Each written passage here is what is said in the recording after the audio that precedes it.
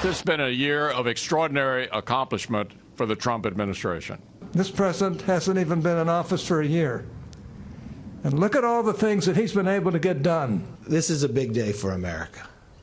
This is America's comeback. He's got one of the best records of conservative accomplishment in his first 11 months in office of any president in American history, including, quite frankly, Ronald Reagan.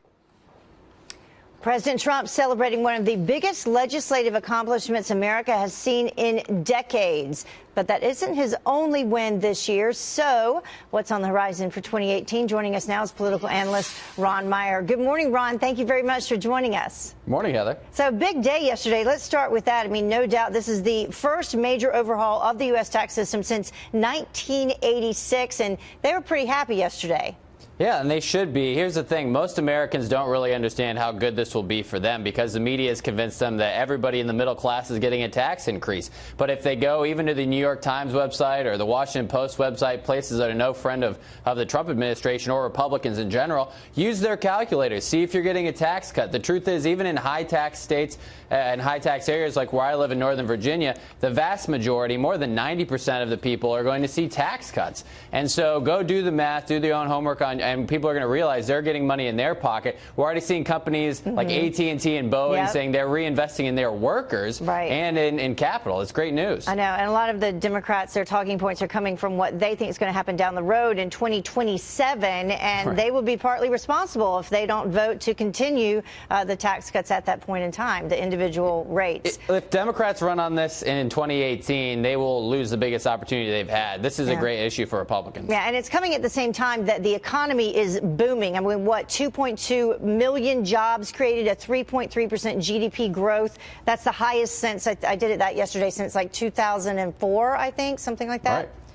Yeah, no. So you have to remember, the unemployment rate is the lowest it's been in 17 years. There are 156,000 new manufacturing jobs this year. That's gigantic.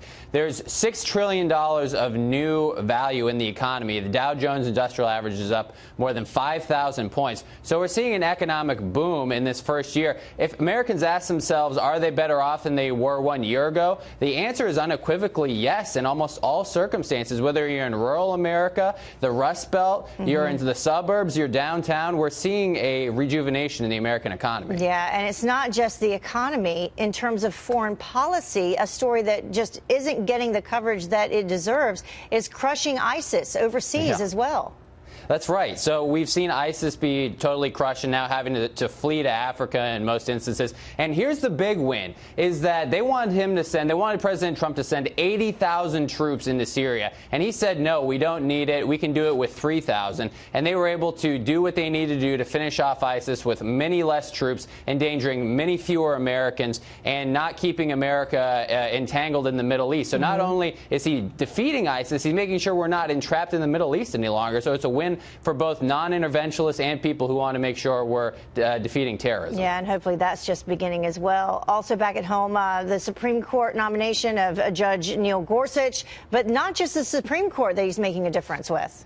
That's right. Yeah, he's gotten a number of circuit court judges done, more circuit court judges than any president in their first year in American history. And so he's definitely getting his agenda done. And certainly, you know, Senator McConnell, who's taken a lot of flack over the years for not being a great communicator and for not always being the most conservative person, has definitely been a big help there. Yeah, and bringing a lot of people home, Americans who have been detained overseas, even though one of their parents wasn't too grateful for that. Yeah, that's right. Yeah, LeVar Ball wasn't too happy, but he did bring those UCLA players home. He's brought in CIA officials back. He's brought in a number of Americans back. And that story just hasn't been told, that he's actually been a good negotiator getting people back home, and that our State Department and Rex Tillerson, who some people think that Tillerson and Trump don't get along, but they have been able to work together incredibly on getting people back from overseas who have been imprisoned and detained in places that aren't particularly friendly to us. Can you imagine if the mainstream media was actually talking about all of these positive things, what a difference everything would be right now?